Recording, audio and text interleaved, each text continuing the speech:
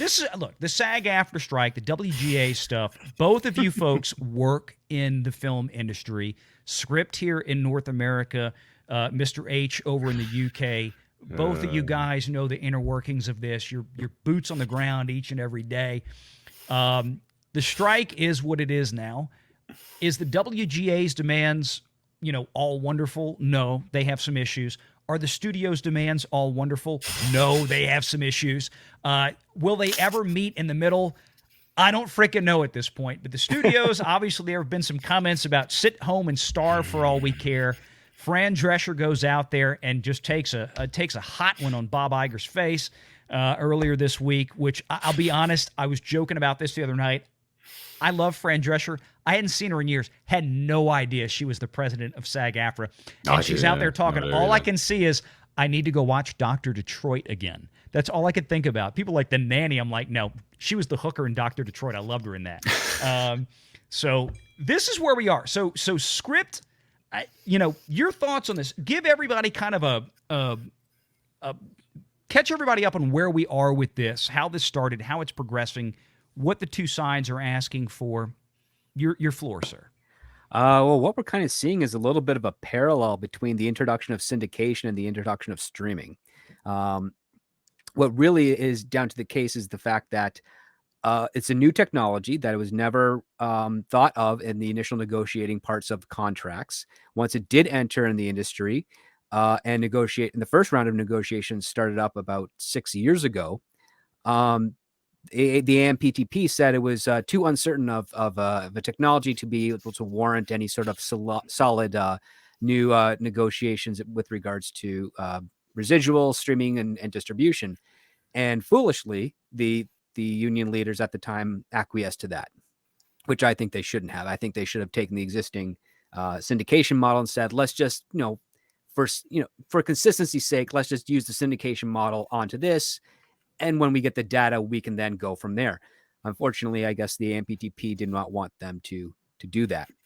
So now here we are, where after when the pandemic hit, that was also at the 3-year mark for them to renegotiate, and the pandemic was a great smokescreen for them to just take a deal so that they can continue on. So now they are 6 years behind on the technology, and the studios are trying to do what they've always done: argue they're not making any money off of it, and then have the board of directors and whatnot award some of the big players at the executive level some pretty high bonuses for doing well by them for the stock market.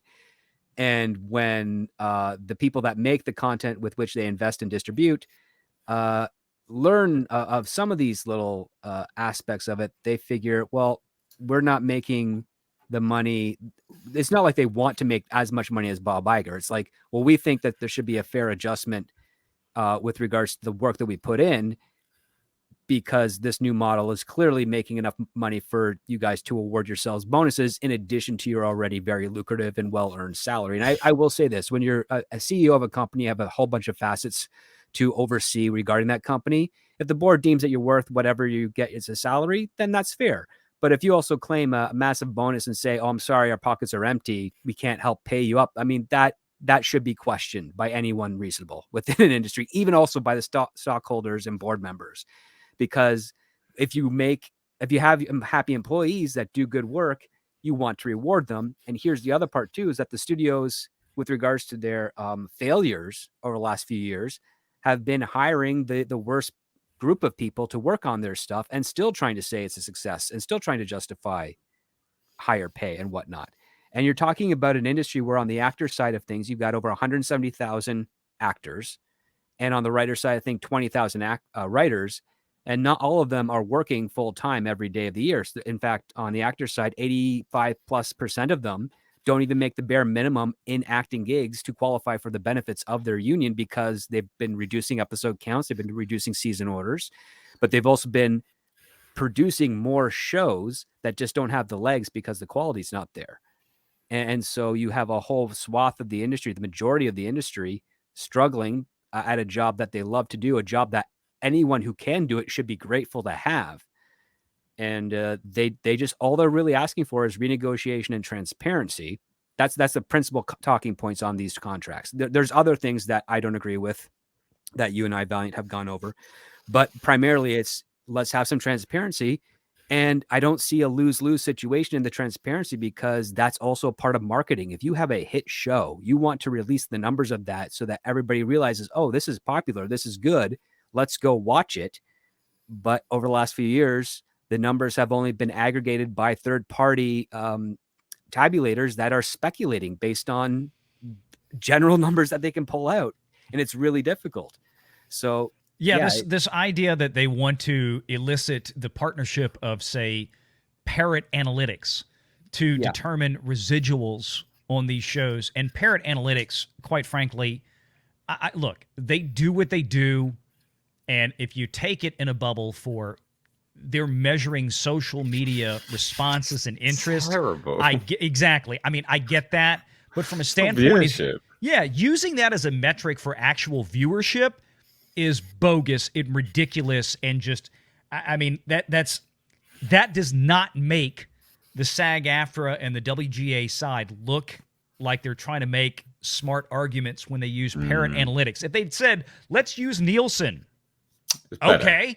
I mean, you can make that argument because Nielsen has been the gold standard for decades here in the U.S. 60 years, yeah. Yeah, I mean, that would work. But I get the fact, or the reason that they pick something like Parrot Analytics, because Parrot Analytics numbers are so grossly overinflated from reality that, of course, they want to use that because they'll get paid more, right? If we use Parrot Analytics, we'll get all this stuff. I mean, it's ridiculous. It's a bad metric to use for something like this. It's a cute thing to put out on Twitter. It's a cute thing to put on Facebook.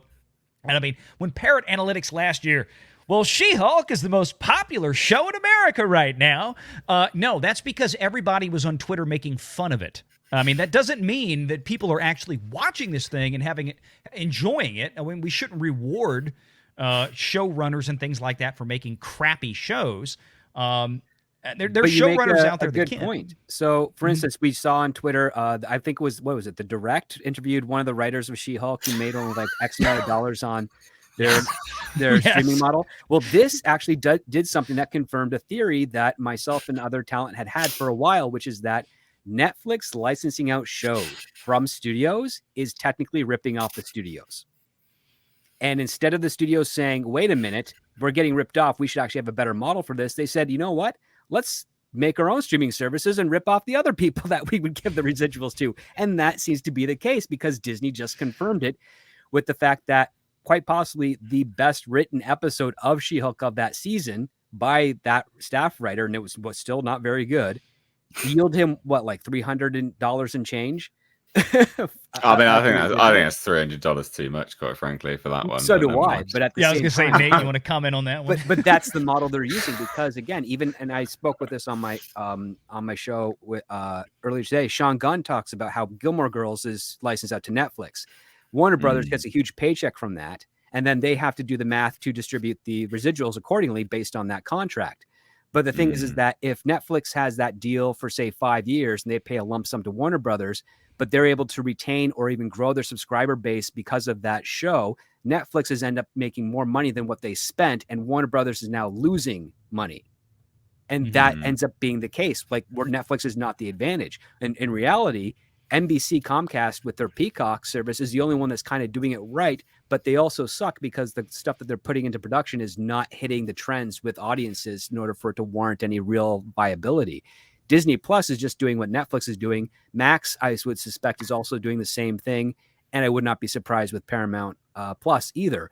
They're basically saying, oh, we can just do this lump sum, we can hide some of the numbers, and we can expense all the other stuff with regards to infrastructure of the streaming service, so we don't actually have to pay residuals based on a subscriber number to these players, be the directors, actors, and writers.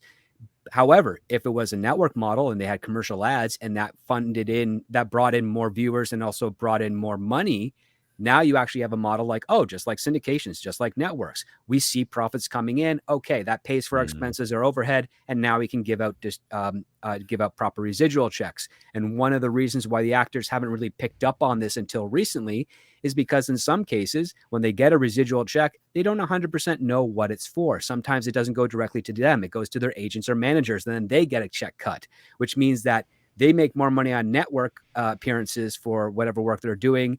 They do a Netflix show as well. It gets pulled together. It's issued to them as a check. They think everything is hunky-dory. They're not being told, oh, now that the network stuff isn't done anymore and it's going on to streaming, and all of a sudden you're getting a $200 residual check for 1 year contract of a licensed show. You're like, well, how am I supposed to, live off of that? And it can add up if you're on a number of shows, but not every actor works on a number of shows where that can be a sustainable form of income in between gigs. Renegade.